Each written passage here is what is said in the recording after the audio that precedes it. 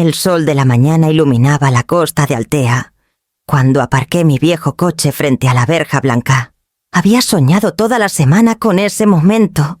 Abrir la puerta de mi refugio, sentir el olor a jazmín que siempre flotaba en el jardín y escuchar solo el rumor del mar.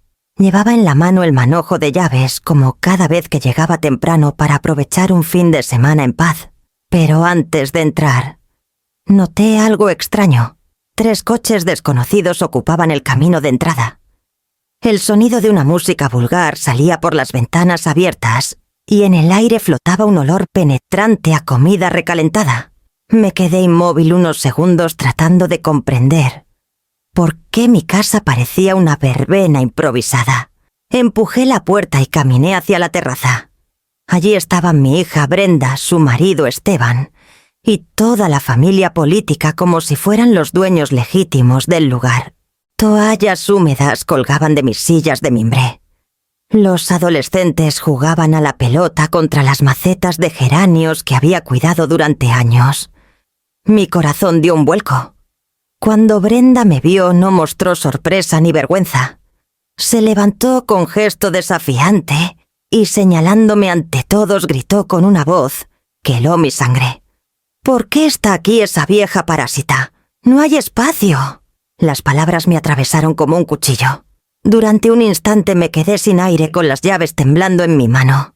Vi las miradas burlonas de la madre de Esteban, de su hermana Paula, incluso de los adolescentes. Era mi propia hija la que me negaba, la que me exponía al desprecio de extraños en la casa que yo había levantado con mi esfuerzo. Quise responder, pero sentí que cualquier palabra se rompería en mi garganta. Respiré hondo, intentando que no se notara cómo me ardían las mejillas. Brenda se cruzó de brazos y me sostuvo la mirada convencida de haber ganado una batalla que yo aún no había librado. Me volví lentamente hacia el interior, observando de reojo las huellas de aquella invasión, las latas vacías en el césped, las cortinas corridas, el mantel manchado sobre mi mesa de jardín. Cada detalle era una ofensa, cada risa un golpe más en mi dignidad. No dije nada. Guardé las llaves en el bolso, caminé hacia la puerta y crucé el umbral sin mirar atrás. Podía sentir sus voces a mi espalda, un murmullo de satisfacción por mi silencio. Pero dentro de mí algo había cambiado. La humillación se transformaba en una determinación fría y serena. Mientras subía al coche, recordé la primera vez que había abierto esa verja 20 años atrás, con las manos todavía marcadas por las agujas de la costura. Entonces me prometí que sería un lugar de descanso, un símbolo de independencia, un refugio al que nadie más dictaría entrada o salida. Encendí el motor y me quedé unos segundos mirando la fachada, mi fachada ahora tomada por otros. No era el momento de discutir ni de pedir explicaciones. No iba a darles el espectáculo de verme derrotada. Había una guerra que no se peleaba con gritos, sino con memoria, con documentos, con la verdad de los sacrificios guardados en cada ladrillo. Me alejé por la carretera costera con el mar brillando a la izquierda y una punzada de dolor en el pecho.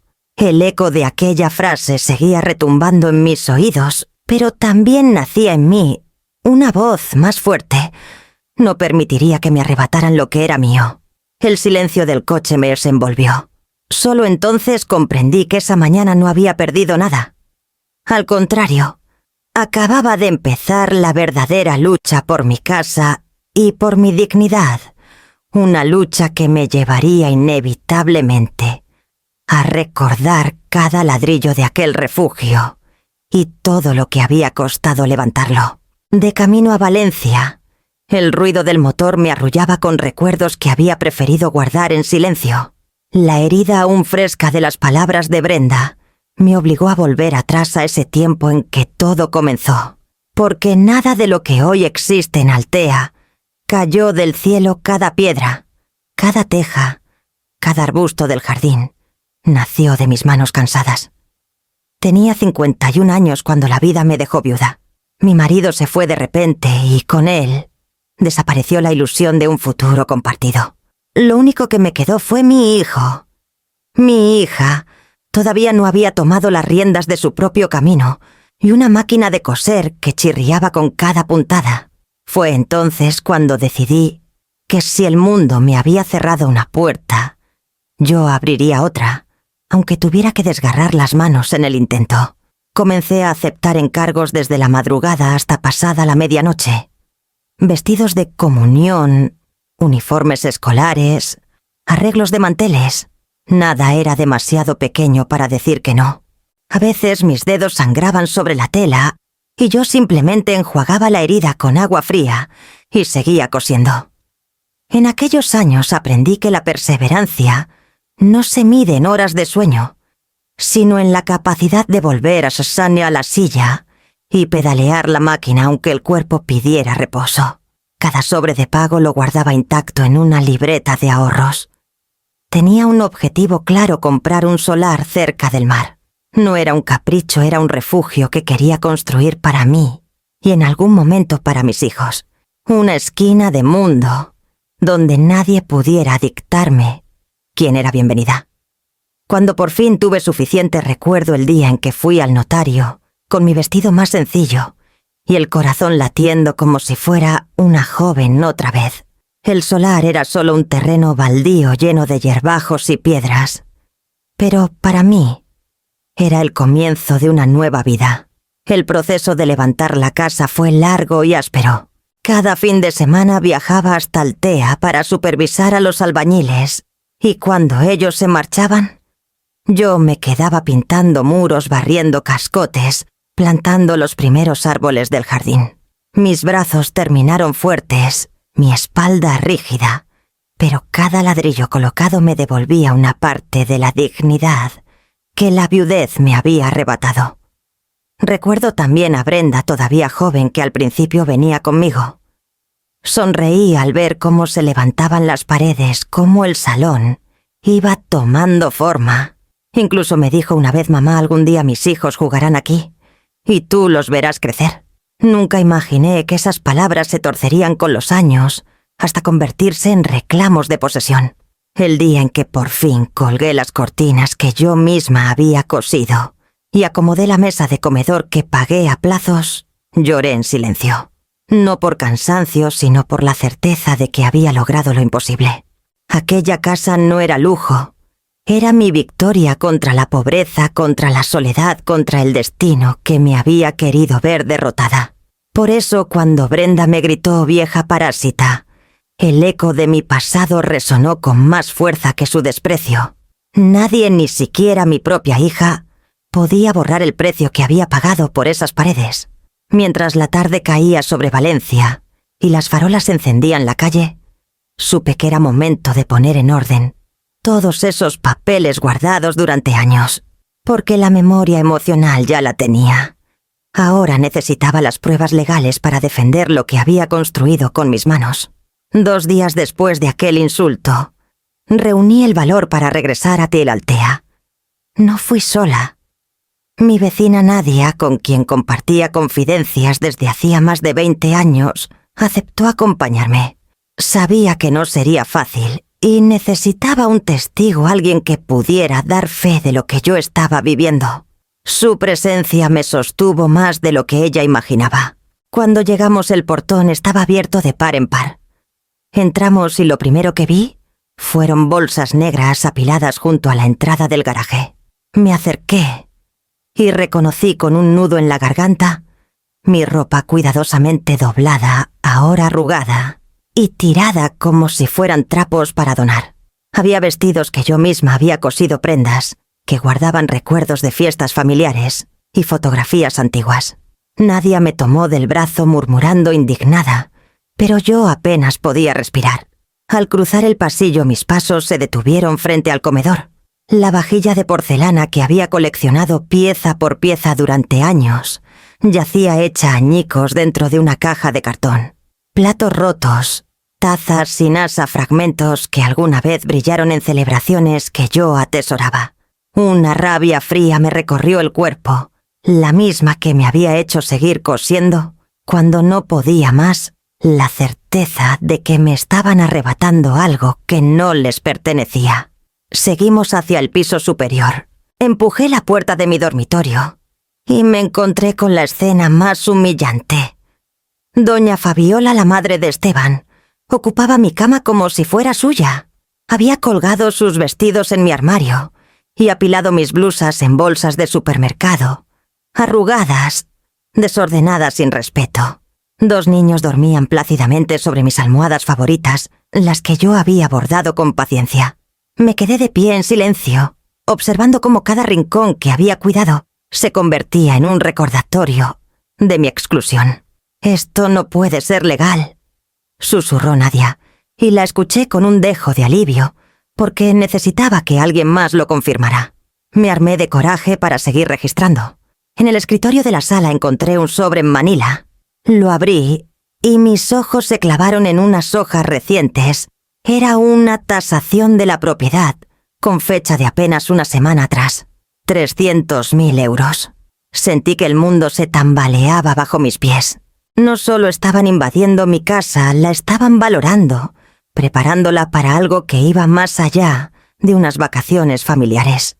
Guardé los documentos en mi bolso con manos temblorosas. Brenda apareció en la puerta y nos miró con desdén. «¿Qué hacéis aquí?» «Ya os dije que no hay sitio. Este es mi hogar», respondí con voz baja pero firme. «Y he venido a comprobarlo con mis propios ojos». Ella sonrió con ironía como si estuviera segura de que yo no tenía fuerzas para enfrentarlos. Nadia, en cambio, la observó con dureza, y en ese momento supe que no estaba sola. Recorrimos el resto de la casa y encontré más señales del atropello: botellas vacías en el jardín, toallas húmedas sobre los muebles de ratán, cuadros descolgados y apoyados en el suelo. Era como si hubieran querido borrar mis huellas para reemplazarlas con las suyas. Cada hallazgo dolía, pero al mismo tiempo alimentaba una determinación que ya no se apagaba. Cuando salimos, el mar parecía rugir con la misma indignación que me consumía por dentro. Nadia me apretó la mano y dijo que estaba dispuesta a declarar lo que había visto. Yo asentí agradecida y sentí que por primera vez tenía un aliado claro en esta batalla. Conduje de vuelta así a Valencia con la tasación en el bolso y el eco de la risa de Brenda aún en mis oídos. Sabía que aquello no era un simple abuso pasajero. Era el inicio de un plan cuidadosamente tramado. Y esa certeza me llevó a preparar el siguiente paso: descubrir hasta dónde estaban dispuestos a llegar para arrebatarme lo que era mío. Esa noche apenas dormí. El sobre con la tasación reposaba sobre la mesa de mi cocina en Valencia, como un animal vivo que respiraba, y me recordaba que algo mucho más oscuro estaba en marcha. Al amanecer decidí volver a Altea una vez más. Esta vez no quería mirar solo los destrozos. Necesitaba revisar a fondo, abrir cada cajón, descubrir qué tramaban. Entré sin hacer ruido, aprovechando que la mayoría de ellos aún dormía. El olor a tabaco impregnaba las cortinas y un eco de ronquidos llegaba desde la sala. Caminé directo al pequeño despacho, ese rincón donde siempre había guardado mis documentos. Las carpetas que antes permanecían alineadas estaban abiertas, desordenadas. Había papeles desperdigados por el suelo como si alguien hubiera buscado con prisa. Me agaché para recogerlos. Entre facturas de luz y recibos de reparaciones, apareció un documento con el membrete de un notario de Alicante. Lo abrí y sentí cómo la sangre me abandonaba el rostro. Era un borrador de donación en vida. En él figuraba mi nombre como donante y el de mi hija Brenda como receptora de la casa de Altea. La firma era una burda imitación de la mía, pero el papel tenía fecha reciente. Mis manos temblaban. Me aferré a la mesa para no caer. El corazón me golpeaba tan fuerte que apenas podía escuchar el resto de los ruidos de la casa. Seguí revisando con desesperación, y al fondo de la carpeta encontré otro sobre. Al abrirlo apareció un informe médico firmado por un doctor que yo no conocía. Decía que presentaba signos de deterioro cognitivo progresivo y recomendaba que alguien de confianza administrara mis bienes. La frase me arrancó un gemido que ahogué contra mi propia mano. Fue en ese instante cuando Brenda entró en el despacho. Estaba despeinada con una taza de café en la mano, y al verme inclinada sobre aquellos papeles, soltó una carcajada seca. «Veo que ya lo has encontrado», dijo como si fuera una broma compartida. «¿Qué significa esto?», Brenda pregunté con un hilo de voz. «Significa que dejamos de fingir. Tú ya no puedes sola, madre. La casa es demasiado para ti, y Esteban y yo sabemos cómo aprovecharla». La miré con incredulidad buscando en su rostro a la niña que alguna vez me había abrazado con ternura. Pero lo único que vi fue soberbia. «Esto es falsificación. Es un delito. Delito, Río. Nadie va a creer a una anciana que apenas sabe manejar un cajero. El informe médico está firmado, el borrador de donación está listo, y lo único que falta es que un juez lo ratifique. ¿Sabes qué dirán? Que te estamos protegiendo». Sus palabras me hicieron un nudo en el estómago. Quise gritarle, sacudirla, pero me contuve. Sentí la furia, sí, pero era una furia fría distinta de la rabia ciega. Era la determinación que me había sostenido décadas enteras. «Te equivocas, Brenda», murmuré con calma. «No estoy incapacitada. Estoy más despierta que nunca». Ella me lanzó una mirada cargada de desprecio, como si yo fuera un obstáculo molesto en su plan perfecto. Se dio la vuelta y salió del despacho dejando un eco de pasos triunfales. Yo me quedé allí respirando con dificultad, sosteniendo en mis manos la prueba de la traición más atroz. Guardé los documentos en mi bolso. No podía permitir que desaparecieran. Al salir de la casa nadie me esperaba en la acera. Había prometido vigilar desde lejos para evitar enfrentamientos. Cuando me vio con el rostro desencajado, comprendió que había encontrado algo grave. «Han ido demasiado lejos», le dije mostrándole el informe médico. Sus ojos se abrieron con indignación. «Esto no puede quedar así, Leonor. Tienes que actuar ya», asentí en silencio. La furia contenida ardía bajo mi piel transformándose en un plan. Porque si ellos estaban dispuestos a manipular notarios y médicos, yo tenía que demostrar que no era la anciana indefensa que imaginaban. Esa tarde, al regresar a Valencia, abrí mi caja fuerte y saqué todas las escrituras originales. Me senté frente a la mesa con cada documento como un soldado revisando sus armas antes de la batalla. Tenía claro que el siguiente paso sería buscar ayuda profesional, alguien que supiera convertir mi indignación en defensa legal. Me juré que no permitiría que la mentira definiera mi destino. Y con esa certeza, marqué en la agenda el nombre de la única persona capaz de guiarme en ese camino, el abogado que años atrás había ayudado a una vecina a salvar su patrimonio. Al volver a mi piso en Valencia, cerré la puerta con doble vuelta y me quedé unos segundos apoyada contra la madera. El silencio del hogar vacío me envolvió como un manto áspero, distinto al que había sentido en Altea. Allí me habían llamado vieja parásita. Aquí, en cambio, aún conservaba lo único que podía sostenerme mi memoria intacta y los papeles que guardaba desde hacía décadas. Fui directo al armario empotrado del dormitorio.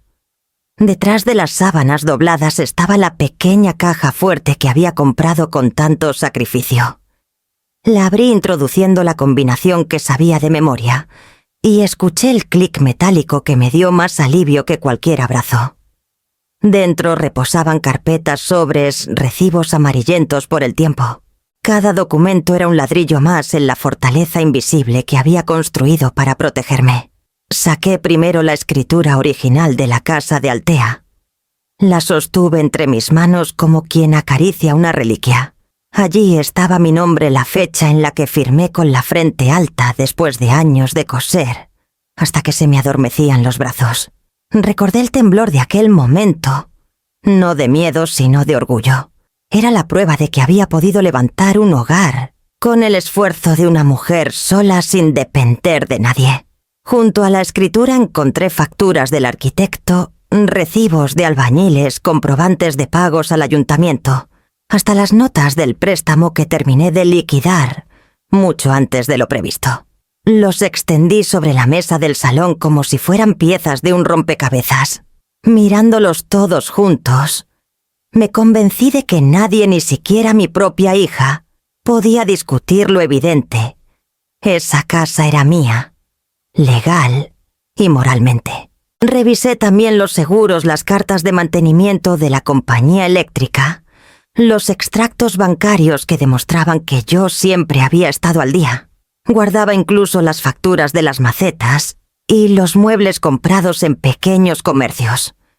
Parecía obsesión, pero en ese momento entendí que mi manía por guardar todo era una forma de blindar mi vida contra el olvido y contra la injusticia. Me serví un café y me senté a leer con calma, subrayando fechas, anotando en un cuaderno los detalles que podrían servir más adelante. No pelearía a gritos en un pasillo. Mi batalla sería con pruebas en la mano. El insulto de Brenda podía ensuciar mi dignidad, pero estos papeles la restauraban de inmediato. Mientras escribía me asaltó un recuerdo de ella de niña. La veía sentada en la misma mesa haciendo los deberes, mientras yo cosía en la máquina al lado. «Mamá, ¿para qué guardas tantos papeles?», me había preguntado una vez. Yo le respondí que algún día comprendería que el orden y la constancia eran la única defensa de la gente sencilla. Ahora, tantos años después, me dolía que lo hubiera olvidado o despreciado. Guardé de nuevo todo en carpetas, las até con gomas elásticas y las devolví a la caja fuerte. Cerré la puerta metálica con un giro seco, como quien cierra un trato consigo misma. Respiré hondo. Ya no era solo una madre herida por la traición, sino una mujer preparada para enfrentarse a un enemigo con todas las herramientas que la vida me había enseñado a conservar. Miré el cuaderno de notas con las fechas resaltadas y los documentos listos para mostrarse. Era la señal de que había llegado el momento de buscar ayuda profesional. Y al pensar en ello supe que la siguiente llamada que haría sería al despacho del abogado Tomás Gallardo, el único capaz de transformar mi indignación en defensa real. El despacho del licenciado Tomás Gallardo estaba en una calle céntrica de Valencia, cerca de los juzgados. Crucé la puerta con el bolso colgado del brazo y el cuaderno de notas que había preparado la noche anterior. El olor a madera encerada y el silencio solemne del lugar me hicieron sentir que había llegado al sitio correcto. Una secretaria de cabello canoso me condujo hasta un despacho amplio, donde Tomás me esperaba de pie con gesto cordial, pero atento. «Señora Valcárcel, pase, siéntese», me dijo ofreciéndome la silla frente a su escritorio. Me temblaban las manos, pero conseguí colocar sobre la mesa el fajo de carpetas, recibos y la tasación que había encontrado en Altea. Comencé a relatar toda la invasión de la casa, la burla pública de Brenda, la ropa en bolsas, la porcelana rota, el dormitorio ocupado por la suegra, los documentos falsos. Había preparado cada detalle para que no se me escapara nada. Tomás escuchaba en silencio tomando notas en una libreta de tapas negras. De vez en cuando fruncía el ceño o asentía con gravedad. Cuando terminé se quedó pensativo unos segundos antes de hablar. Lo que me describe constituye un despojo claro, además de falsificación documental y posible abuso hacia persona mayor, dijo con voz firme. Hay pruebas suficientes para iniciar varias acciones de inmediato. Le mostré el borrador de la donación en vida y el informe médico que me declaraba incapaz. Los observó con detenimiento, comparando las firmas, revisando los sellos, palpando el papel, como si pudiera oler la mentira en él. Esto es muy grave. Si hubieran conseguido llevarlo a registro, habrían puesto en entredicho su propiedad. Y el informe médico sacudió la cabeza. Aquí hay un delito de falsedad y seguramente un médico corrupto detrás. Sentí un escalofrío, pero también una extraña calma. Por primera vez desde que comenzó esta pesadilla, alguien confirmaba que no estaba loca, que mis sospechas tenían fundamento. Necesitamos actuar en 3 frentes. Continuó. Primero pediremos medidas cautelares para que nadie más pueda mover ni registrar documentos sobre la casa. Segundo, denunciaremos el robo y los daños, las joyas, la vajilla, el uso indebido de su dormitorio. Y tercero, iniciaremos una querella por falsificación contra quienes hayan preparado este informe y este borrador de donación. Me quedé mirándolo tratando de asimilar la magnitud de sus palabras. ¿Y qué puedo esperar de todo esto?, pregunté al fin. Puede esperar recuperar el control de su propiedad y sobre todo blindarla contra futuras maniobras. El camino será duro porque se trata de su hija y su yerno, y ellos intentarán victimizarse. Pero la ley está de su lado y las pruebas son contundentes. Asentí despacio. Una mezcla de alivio y tristeza me inundaba. Jamás imaginé verme frente a un abogado para defenderme de mi propia sangre. Tomás pareció leer mis pensamientos. «Sé que duele», dijo con tono más humano. «Pero recuerde, no está traicionando a su familia, está protegiéndose de quienes ya la traicionaron a usted». Guardé silencio mordiéndome el labio para no llorar. No quería mostrar fragilidad. En lugar de eso, abrí mi cuaderno y señalé los apartados que había subrayado, fechas, pagos, copias de facturas. He guardado todo durante años. Siempre pensé que un día podrían servirme. Y hoy ese día ha llegado, respondió con una media sonrisa. Su disciplina es su mejor defensa. Pasamos más de una hora revisando los documentos. Él los ordenaba en carpetas, hacía fotocopias y clasificaba pruebas. Yo lo observaba con una especie de gratitud silenciosa. Cada hoja que se añadía al expediente era un ladrillo más en el muro que levantábamos contra la injusticia. Cuando nos levantamos ya al final de la reunión sentí que mi espalda estaba más recta que al entrar. Tomás me acompañó hasta la puerta. Mañana mismo presentaremos las primeras acciones en el juzgado. Esté preparada, ellos se van a resistir, pero no podrán detener el proceso. Salí a la calle con el corazón encogido, pero también con una certeza luminosa. La batalla había comenzado oficialmente, y yo ya no estaba sola. Caminé hacia mi coche sabiendo que pronto necesitaría el apoyo de más ojos y más voces, y que la primera de ellas sería la de mi vecina Nadia, que había visto lo que otros negaban. Aquella misma tarde, después de salir del despacho del licenciado Gallardo, llamé a Nadia para pedirle que vinieras a mi casa. La conocía desde hacía más de 20 años y sabía que su palabra era tan firme como su carácter. Cuando llegó traía en la mano una carpeta y el teléfono móvil con la batería al límite, de tanto grabar y almacenar pruebas. Nos sentamos en la mesa de mi comedor, la misma donde tantas veces habíamos compartido café y confidencias. Esta vez, el ambiente era distinto, cargado de tensión. Sin rodeos le pedí que me contara todo lo que había visto. «Leonor, no sé cómo has aguantado tanto», empezó con voz firme. «El día que llegaste y te gritaron en la terraza, yo estaba en mi balcón. Lo grabé todo». Puso su móvil sobre la mesa y me mostró el vídeo. Allí estaba Brenda alzando la voz, llamándome vieja parásita, mientras el resto de los presentes se reía o miraba hacia otro lado. Escuchar mi humillación desde fuera me dolió como si me arrancaran la piel, pero también me llenó de determinación. Era la prueba de que no había imaginado nada, de que todo era real y podía mostrarse ante un juez. Nadia continuó relatando. Había filmado a los adolescentes jugando en mi jardín, rompiendo macetas, y a Paula secando toallas en mis muebles de mimbre. Incluso había captado imágenes de la terraza llena de botellas y colillas. Su voz no titubeaba, como si cada palabra fuera un ladrillo más en la muralla que yo necesitaba levantar. «Y hay algo más», dijo entonces bajando un poco el tono. «El domingo por la tarde vi a doña Fabiola salir de tu casa con una caja en brazos. Iba hasta el coche de su hijo y al agacharse se abrió un poco la tapa.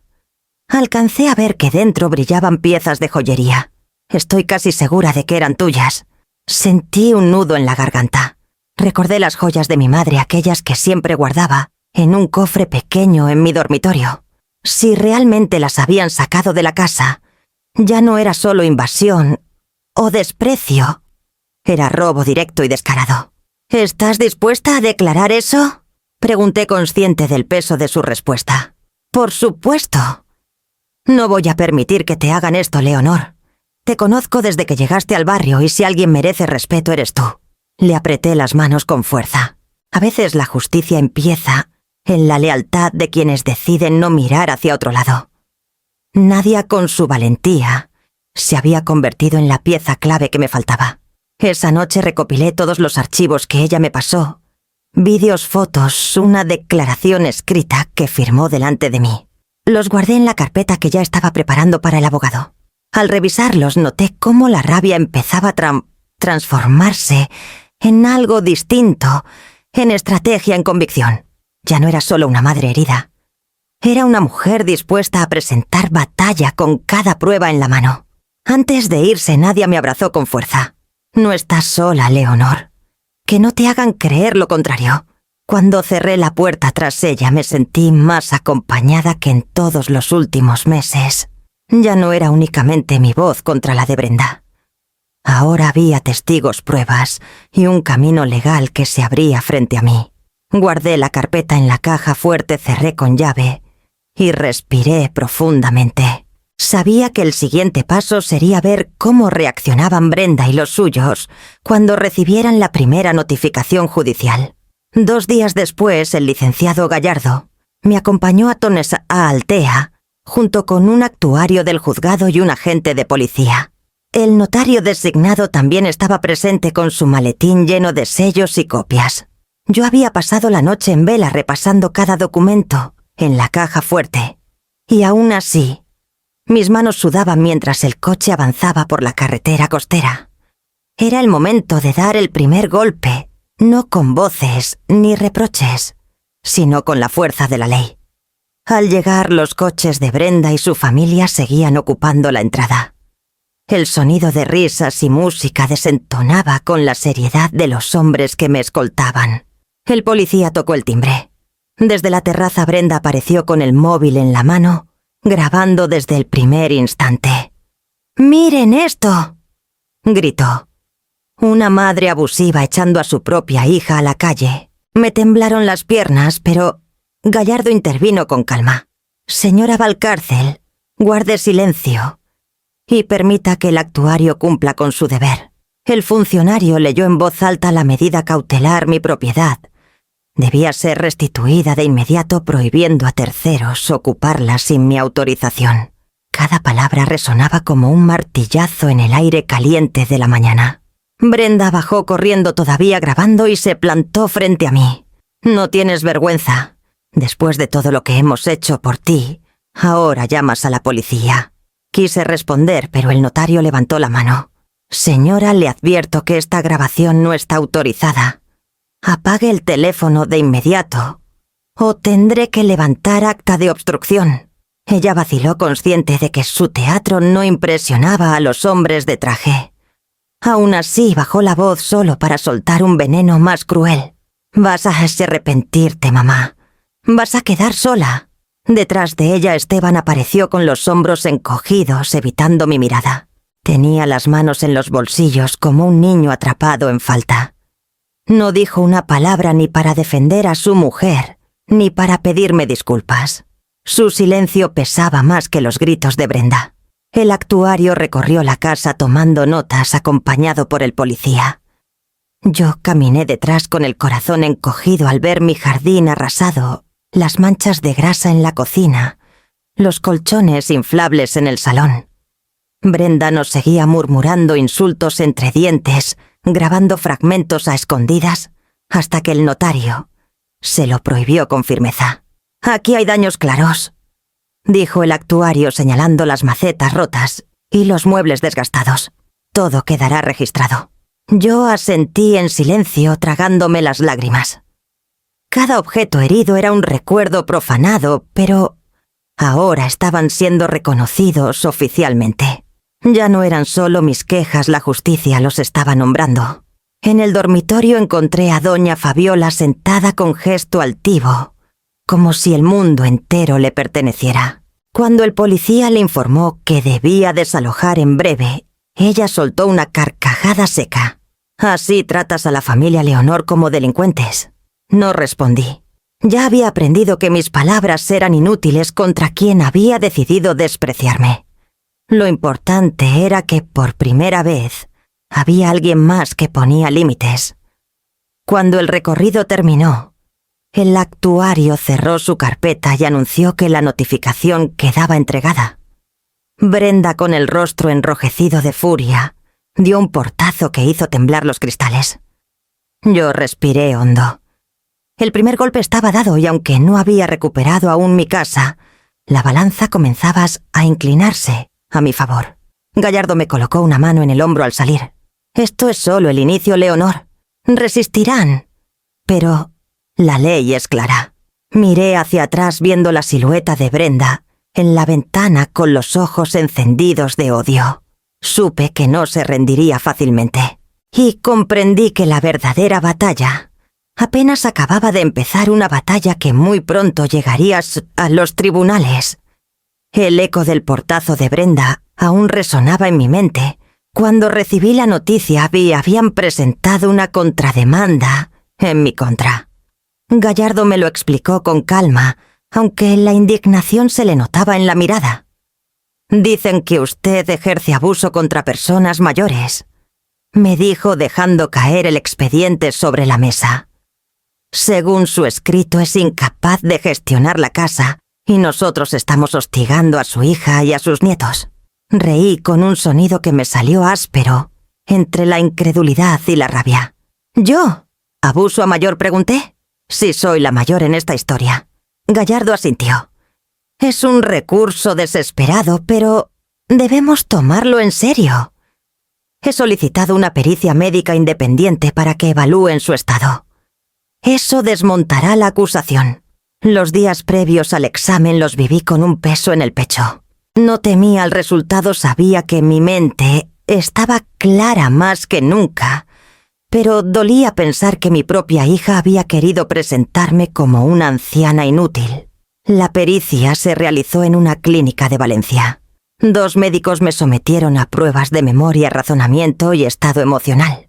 Contesté cada pregunta con serenidad, recordando fechas, resolviendo cálculos simples, describiendo mi rutina diaria con detalle. Cuando terminamos, uno de ellos sonrió con discreción. «Señora Valcárcel, usted está perfectamente capacitada. No hay indicios de deterioro». Salí de allí con la frente erguida. Era como recuperar la voz después de un largo silencio. Llevé el informe directamente al despacho de Gallardo. Él lo leyó rápido y me miró satisfecho. «Esto es demoledor. El juez no podrá pasar por alto un documento tan claro».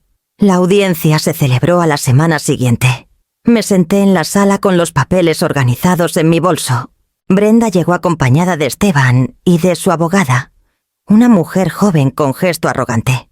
Al verme, mi hija apenas sostuvo la mirada.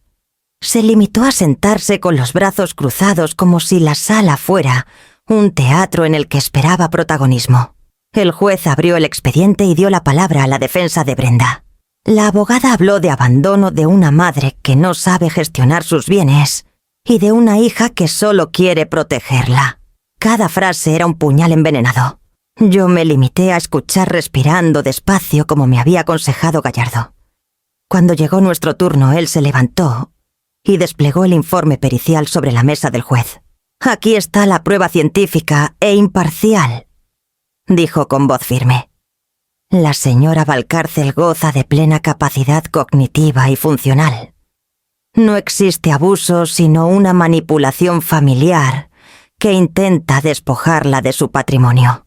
El juez leyó el documento en silencio. Al terminar levantó la vista hacia Brenda. «¿Tiene usted algo que objetar?», preguntó. Brenda se removió incómoda y por primera vez noté un atisbo de inseguridad en su mirada. «Mi madre puede disimular muy bien», balbuceó. El juez golpeó suavemente con la pluma sobre la mesa. «Lo que usted sugiera carece de valor frente a un informe médico oficial. Esta contrademanda no tiene fundamento». El murmullo recorrió la sala. Brenda apretó los labios y bajó la cabeza derrotada en ese primer asalto. El juez no se detuvo ahí.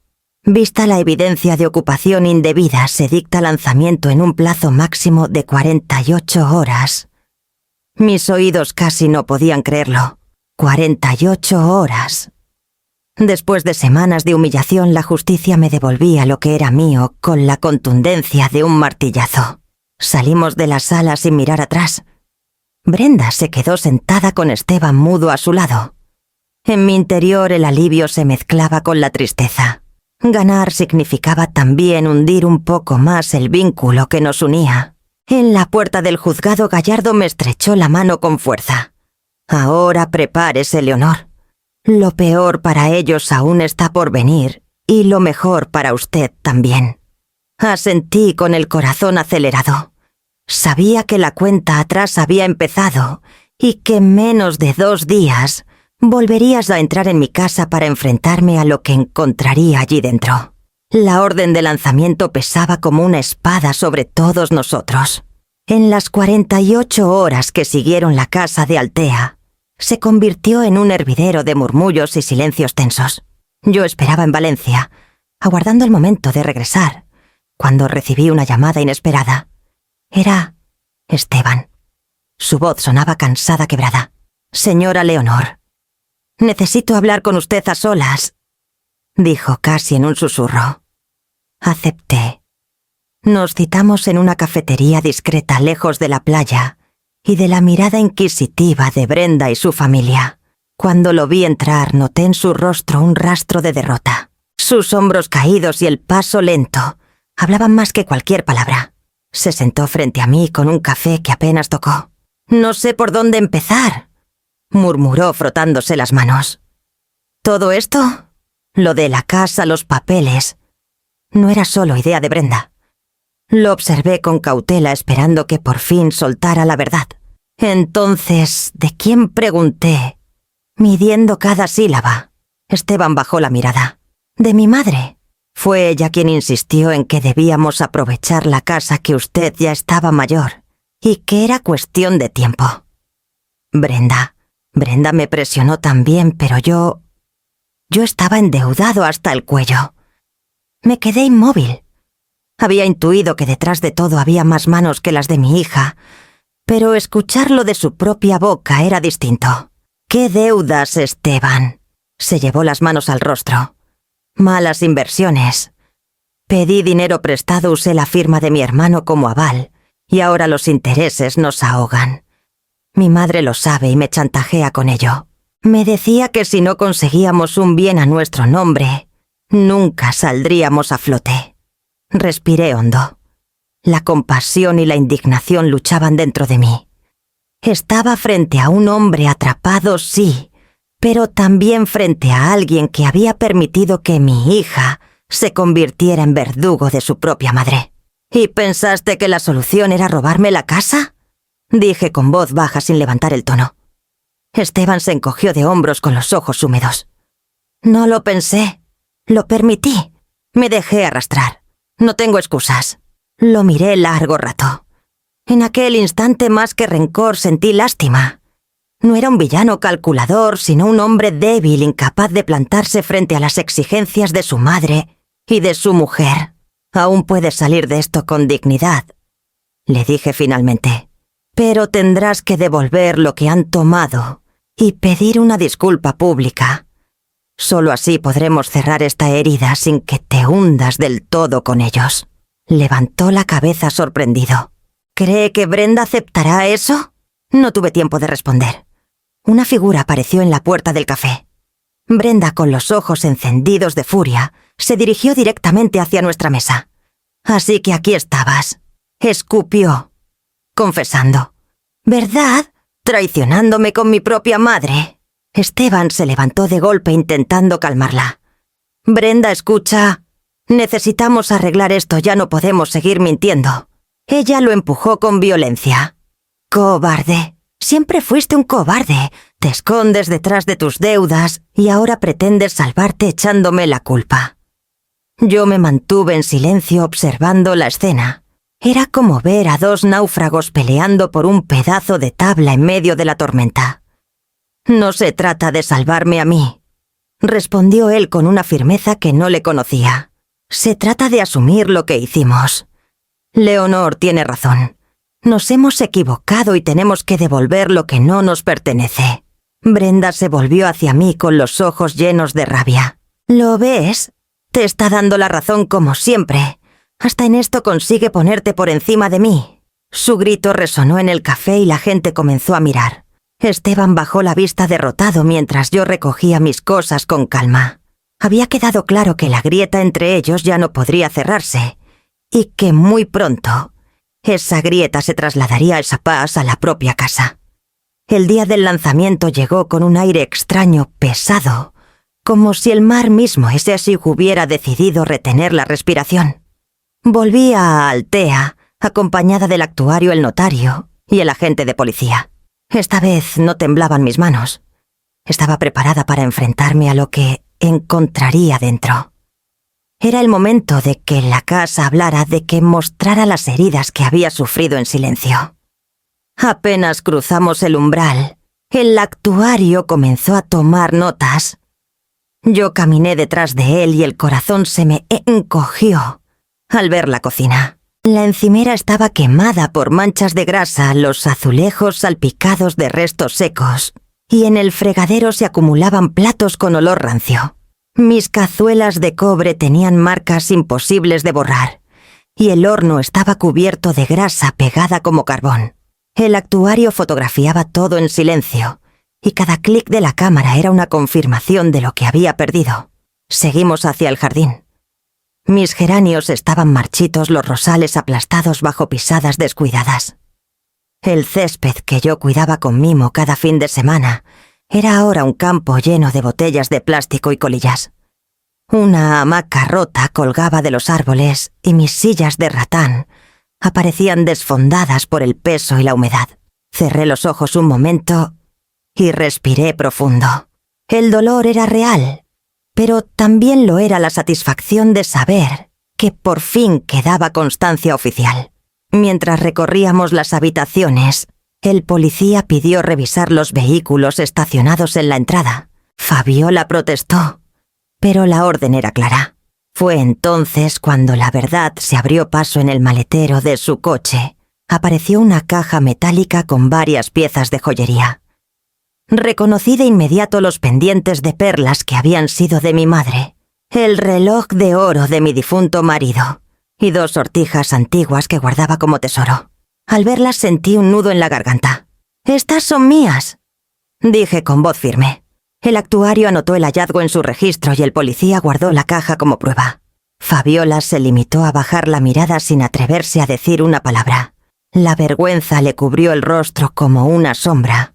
Continuamos el recorrido hasta llegar a mi dormitorio. Entre las bolsas arrugadas donde habían arrojado mi ropa, el notario encontró un sobre manila.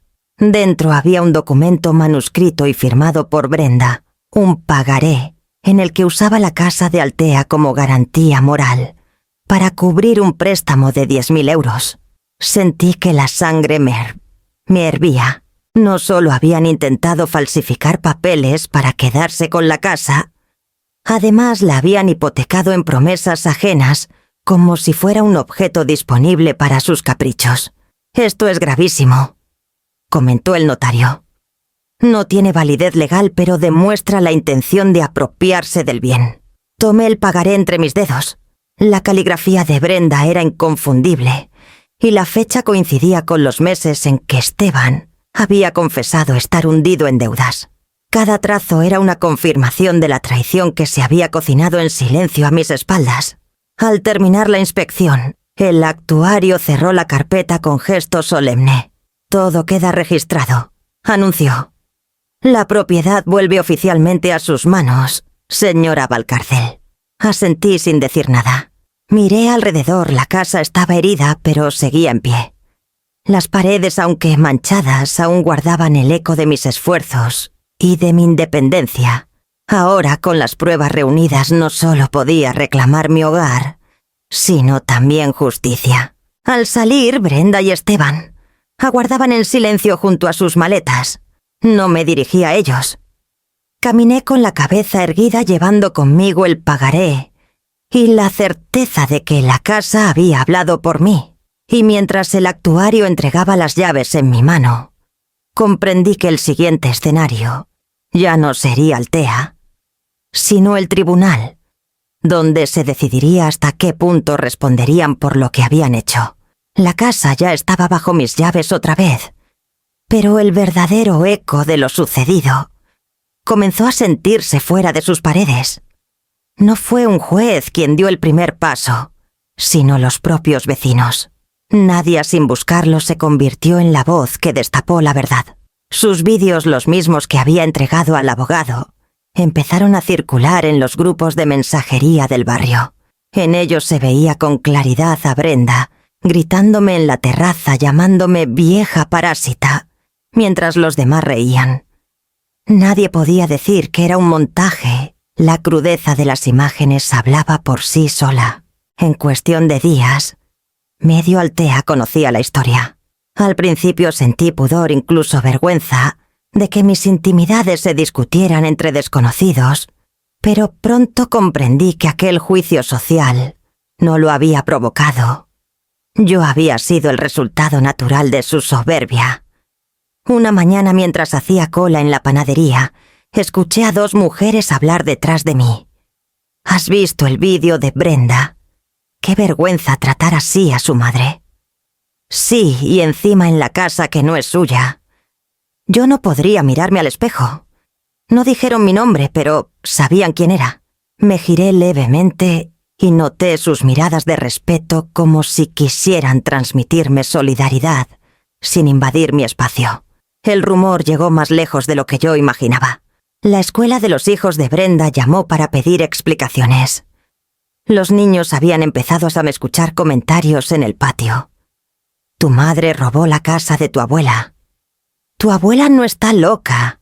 Los locos son tus padres. El director, con tono diplomático, solicitó a Brenda que aclarara la situación para proteger a los menores. Era el primer golpe directo contra la fachada de normalidad que ella intentaba mantener. La presión no se detuvo ahí. La empresa de Esteban, una constructora mediana, donde él trabajaba como administrativo de proyectos, abrió una investigación interna. Gallardo me lo contó casi con sorpresa. Han recibido denuncias anónimas de que está implicado en un fraude familiar. Explicó. No pueden ignorar algo que ya circula en redes sociales.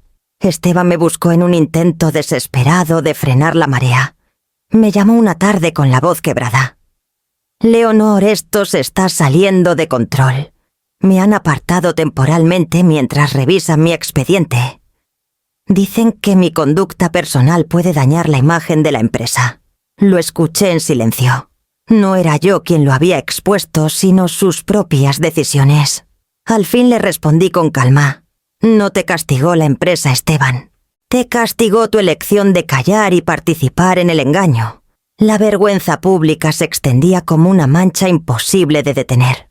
Algunos familiares lejanos empezaron a llamarme para solidarizarse. Otros, en cambio, se distanciaron de Brenda.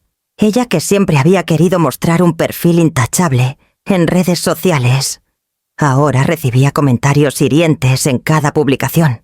Intentó defenderse, pero cualquier palabra suya era respondida con capturas de vídeo o con frases lapidarias. Respeta a tu madre, la casa no es tuya. Yo no necesitaba un micrófono ni una tribuna. Bastaba con permanecer en silencio y dejar que la verdad hablara por sí misma.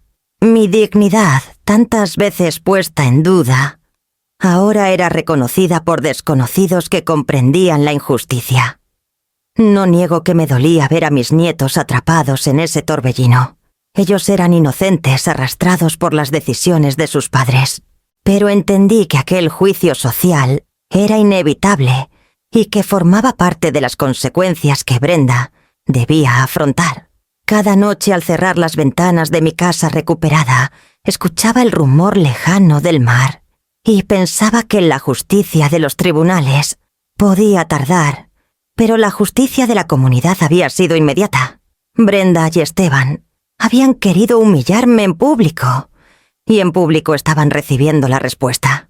Con el paso de los días, La presión social se volvió insoportable para ellos, y el siguiente movimiento no vino de sus abogados sino de un juez, que decidió adelantar la vista del proceso para cortar de raíz el escándalo que ya se había desbordado. El día de la vista amaneció gris con un cielo encapotado que parecía anticipar el desenlace. Me senté en la sala del juzgado con los documentos en mi bolso y el corazón acelerado. Frente a mí estaban Brenda y Esteban, acompañados de su abogada. Ella evitaba mirarme con la barbilla alzada como si la altivez pudiera cubrir su miedo. Él se retorcía las manos prisionero de su propio silencio. El juez entró y la audiencia comenzó. Gallardo habló primero enumerando cada prueba con claridad, los vídeos de Nadia, el informe médico falso, el borrador de donación, el hallazgo de mis joyas en el coche de Fabiola, el pagaré donde Brenda ofrecía mi casa como garantía. Su voz era firme, cada palabra caía con el peso de una losa. La abogada de Brenda intentó replicar alegando malentendidos, confusión familiar, exageraciones de una madre dolida. El juez la escuchó con paciencia, pero su expresión permaneció impenetrable. Luego me pidió que hablara. Me levanté despacio y relaté lo esencial: mi viudez, los años de trabajo, el esfuerzo de levantar aquella casa, la humillación de ser tratada como una intrusa en mi propio hogar. No levanté la voz. Bastó con el temblor de mis recuerdos para llenar la sala. El juez guardó silencio unos segundos, hojeó los expedientes y finalmente dictó su resolución. Se ordena la restitución inmediata de la propiedad a la señora Valcárcel. Además, se fija una fianza de 15.000 euros por el delito de falsificación documental y se decreta orden de alejamiento de 200 metros en favor de la demandante. Las palabras resonaron como un trueno. Sentí que la respiración me volvía al cuerpo después de semanas de contenerla. Brenda, en cambio, se puso de pie de golpe. «¡Esto es una injusticia!», gritó. «Nos tratan como delincuentes cuando solo intentábamos protegerla». El juez golpeó la mesa con la maza. «Señora, guarde silencio o será desalojada de la sala». Brenda se dejó caer en la silla con los ojos llenos de rabia. Esteban mantenía la mirada fija en el suelo, incapaz de enfrentarme. Yo observaba la escena con una mezcla de dolor y alivio. Había ganado legalmente, pero la derrota moral de mi hija era un peso difícil de soportar. Tras la resolución, el fiscal ofreció una salida. Si la señora Brenda reconoce los hechos y se declara culpable de falsificación, podrá acceder a un acuerdo con reducción de pena y trabajo comunitario. El silencio fue absoluto. Miré a Brenda con la esperanza, quizás ingenua, de que aceptara y pusiera fin a la farsa. Ella apretó los dientes, giró el rostro hacia su abogada y negó con un gesto.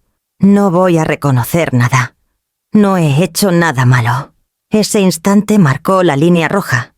Podía haber salvado un mínimo de dignidad, podía haber dado un paso hacia la reparación, pero eligió hundirse más en la negación. Su negativa era la confirmación de que ya no había marcha atrás. El juez levantó la sesión. Me quedé sentada unos segundos como si necesitara que el eco de sus palabras terminara de asentarse en mi cuerpo. Gallardo me tocó el hombro. «Lo hemos logrado, Leonor. Ya no pueden tocar lo que es suyo». Asentí, pero mis ojos se desviaron hacia Brenda. La vi salir de la sala con pasos firmes, casi desafiantes, aunque sabía que por dentro ardía de vergüenza y furia. No miró atrás. Yo tampoco lo hice. En la calle el aire olía a lluvia.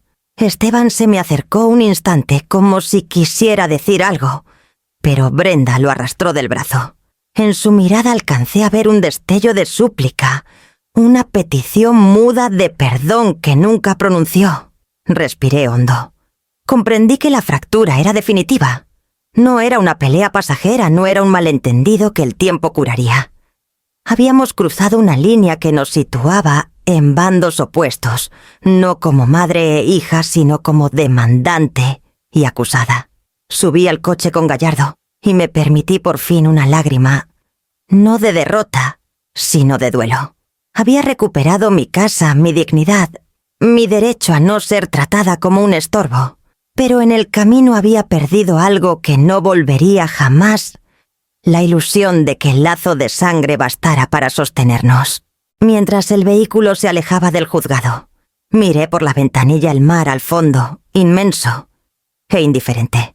Supe que lo que venía ahora no era reconstruir el vínculo roto, sino asegurarme de que nunca más pudieran poner en duda mi voz ni mi lugar. Y con ese pensamiento me preparé para la etapa final de esta batalla. El eco de la resolución judicial todavía resonaba en mis oídos cuando comprendí que había llegado el momento de dar un paso más. No bastaba con recuperar mi casa, ni con demostrar mi capacidad legal. Debía dejar escrito ante notario que nunca más permitiría que mi hija manejara mi vida ni mis bienes, como si fueran una extensión de sus caprichos. Al día siguiente, pedí cita en la notaría. Llegué temprano con un sobre repleto de documentos y una idea firme que había madurado durante noches de insomnio. El notario me recibió con cortesía y me invitó a exponer lo que deseaba. Hablé despacio, eligiendo cada palabra con el mismo cuidado con que había guardado facturas durante décadas. Quiero redactar una carta notarial dirigida a mi hija. Brenda, le expliqué. En ella dejaré claro que no habrá más rescates financieros, ni adelantos, ni préstamos encubiertos. Lo que ya di se queda en el pasado. El notario asintió y comenzó a escribir. Al escuchar el golpeteo de las teclas, sentí que cada frase me liberaba de una cadena invisible. Era como si por fin mi voz, tantas veces silenciada por la culpa de ser madre, quedara grabada en un documento inmutable. Cuando firmé lo hice con la mano firme sin temblor alguno. Pero no era suficiente. Le pedí entonces que preparara una modificación de mi testamento. Ya no quería que la casa de Altea, mi orgullo y mi refugio, quedara en manos de quien había intentado arrebatármela con engaños. Prefería que se convirtiera en un legado para otros. Decidí donarlas a una fundación que ofrecía becas a jóvenes costureras. Me pareció un destino justo. La casa construida con mis puntadas sostendría los sueños de quienes compartían mi oficio. Cuando estampé la segunda firma sentí un alivio profundo, como si hubiera cerrado un ciclo. Por primera vez en mucho tiempo mi futuro ya no dependía de los caprichos de mi hija. La noticia no tardó en llegar a Brenda. Lo supe porque a los pocos días se presentó en mi piso de Valencia fuera de sí. Golpeaba la puerta y gritaba tan alto que los vecinos se asomaron por las ventanas. «Eres una egoísta», bramaba. «¿Cómo te atreves a quitarme lo que por derecho me corresponde?» Abrí la puerta solo lo suficiente para mirarlas a los ojos. Su rostro estaba desencajado, los labios crispados por la rabia. «Lo que hiciste anuló cualquier derecho», respondí con calma. «No volveré a pagar tus deudas, ni tus caprichos, ni tus silencios. Lo que una madre ya no paga, Brenda, es la traición». Ella lanzó un insulto tras otro, amenazando con demandarme otra vez, con arrastrar mi nombre por el barro. Yo no reaccioné. Cerré la puerta despacio, dejando sus gritos afuera. Dentro de mi casa reinaba el silencio. Ese silencio ya no me pesaba, era mi refugio. Caminé hasta la mesa donde guardaba la copia de la escritura modificada y la acaricié con la yema de los dedos. Había elegido un camino distinto, uno que no incluía seguir alimentando el pozo sin fondo en el que Brenda había convertido su vida. Esa noche dormí tranquila, convencida de que la herencia más valiosa no eran los bienes materiales, sino la lección de dignidad que había decidido dejar. Y con esa certeza me preparé para afrontar el último tramo de este largo y doloroso proceso. Pasaron apenas unos días desde la explosión de Brenda en mi puerta, cuando recibí una llamada inesperada. Era Esteban. Su voz sonaba agotada, como si llevara noches sin dormir. Me pidió que nos viéramos, y por primera vez no dudé. Quedamos en el despacho del licenciado Gallardo, bajo la seguridad de un entorno donde nada pudiera torcerse. Cuando entró llevaba consigo una caja de cartón mediana. La colocó sobre la mesa y levantó la tapa con torpeza. Dentro estaban varios de mis objetos, un juego de cubiertos de plata, algunas piezas de cerámica que había comprado en ferias artesanales y, sobre todo, 2 fotos enmarcadas que yo daba por perdidas. Al verlas, sentí un nudo en la garganta. Eran retratos de mis padres, aquellos que siempre habían ocupado un lugar especial en mi sala. «Son suyos, señora Leonor», dijo evitando mi mirada. «No puedo cargar con esto más». Se le quebró la voz y entonces levantó la vista. Sus ojos estaban enrojecidos no de ira, sino de vergüenza. «Perdóneme», murmuró. «Yo permití demasiado. Vi cómo Brenda se hundía en la soberbia y por miedo a perderla me convertí en cómplice. Lo escuché en silencio sin prisa. Sabía que aquel momento era tan duro para él como liberador para mí». Gallardo se inclinó hacia adelante y preguntó lo que yo no me atrevía. «¿Está dispuesto a declarar?» Esteban asintió. «Sí, lo contaré todo. Lo del pagaré, lo del médico, la presión de mi madre. No puedo seguir callando». Un silencio espeso llenó la sala. Yo lo miré fijamente intentando descifrar si era valentía o desesperación. Quizá un poco de ambas.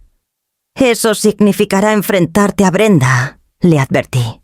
«Ya estoy enfrentado», respondió con un hilo de voz. «Nuestro matrimonio no tiene retorno. Ella me acusa de traidor, cada día me echa en cara que he destruido a la familia. Pero yo sé que la familia no la rompí. Yo la rompieron sus mentiras». Gallardo tomó nota con rapidez. Explicó que con su testimonio se podía preparar un acuerdo penal abreviado, lo que significaba acelerar el proceso y reducir la condena a cambio de colaboración. «Será duro», dijo el abogado, «pero puede ser su única salida». Esteban asintió con resignación. Yo lo observaba intentando conciliar en mi mente la imagen del hombre que había callado tanto tiempo con la del que ahora parecía dispuesto a redimirse. Me entregó además un sobre con un pequeño inventario de objetos que aún estaban en poder de Brenda. «Quiero que lo recupere todo», añadió. «Yo mismo hablaré con el notario para entregarlos bajo acta». Sentí un leve alivio, aunque incompleto.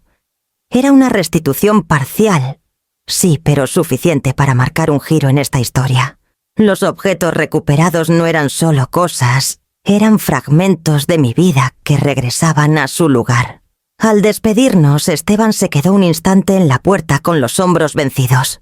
«No sé qué será de mí después de esto», confesó, «pero al menos sabrá que no fui ciego hasta el final».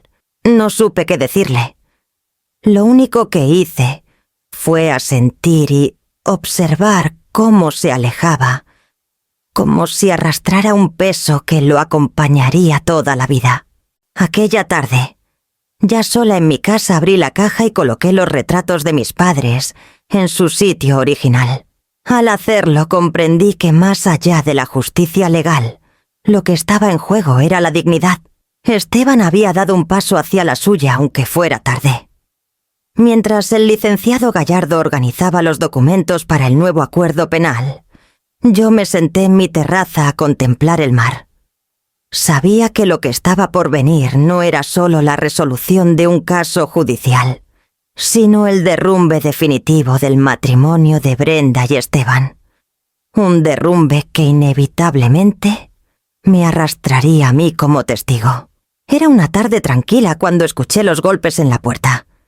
No eran violentos, sino insistentes, cargados de un desespero contenido. Abrí con cautela y allí estaba Brenda sola con el rostro desencajado y los ojos hinchados por el llanto. No llevaba su altivez de siempre. Parecía más bien una niña perdida que no sabía dónde sostenerse. Entró sin pedir permiso y se quedó de pie en medio del salón, observando los retratos de mis padres recién colgados. La vi apretar los labios antes de hablar. «Toda la vida me sentí menos mamá», dijo con un hilo de voz. «Siempre fui la hija de la costurera. Mis amigas tenían madres elegantes, empresarias, mujeres con estudios. Yo tenía que inventar historias para que no me miraran por encima del hombro. Me quedé inmóvil escuchando. Nunca antes me había confesado aquello. Su resentimiento no era nuevo. Había germinado en silencio durante años hasta convertirse en la rabia que ahora me devolvía en insultos y traiciones. Creí que si lograba quedarme con tu casa si te demostraba que podía manejarla mejor que tú, finalmente me sentiría por encima. Pero lo único que conseguí fue perderlo todo. Continuó con la voz quebrada. Me acerqué despacio. Nunca fuiste menos por ser mi hija, Brenda. Si alguna vez lo creíste fue porque dejaste que la soberbia te cegara. Ella bajó la mirada. Se desplomó en una silla y rompió a llorar. El sonido de su llanto me atravesó, pero no me moví para consolarla. Ya no podía borrar lo sucedido. Necesito que me perdones. Sollozó. No quiero que todo termine así. Respiré hondo. Había esperado este momento, pero no para rendirme, sino para dejar claro que el amor de madre no podía seguir siendo una excusa para el abuso. No habrá perdón sin reparación. Respondí con firmeza. Quiero la devolución completa de lo que me pertenece hasta la última pieza. Y quiero una disculpa pública, Brenda, delante de quienes presenciaron tu humillación.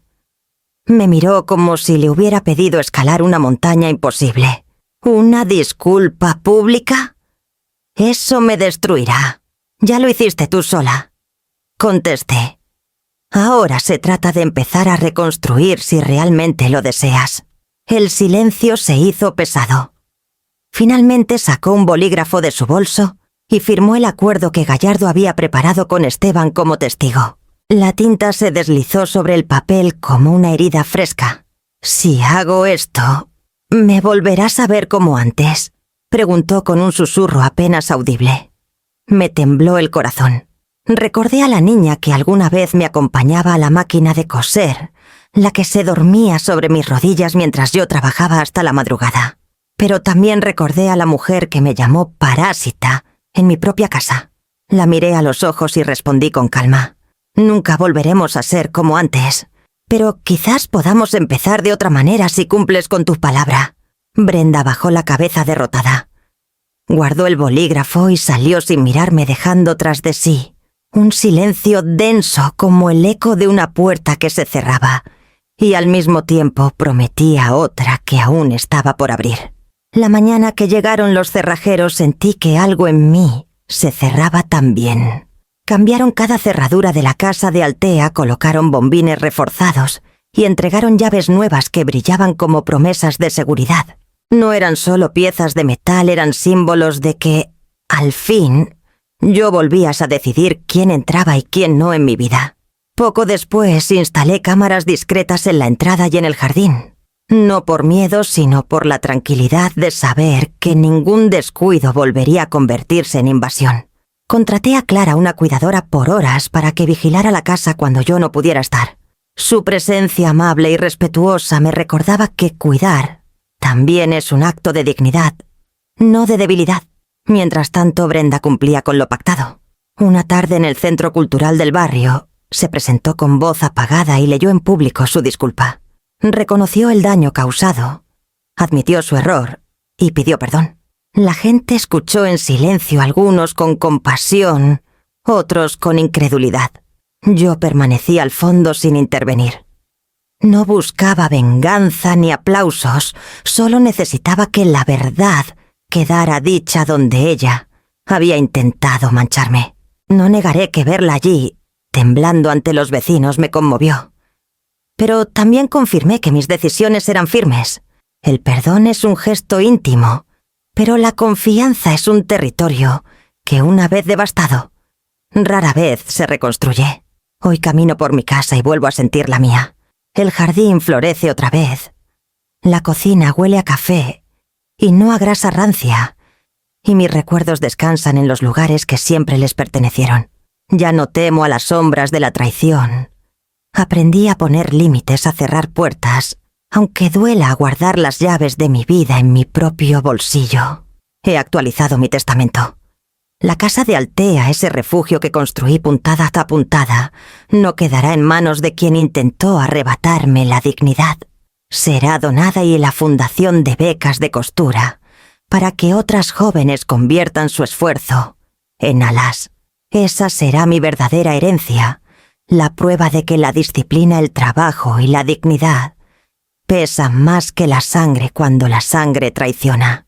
Con cada nuevo amanecer en Altea, recupero no solo mi paz, sino también la certeza de que nunca volveré a permitir que nadie decida por mí.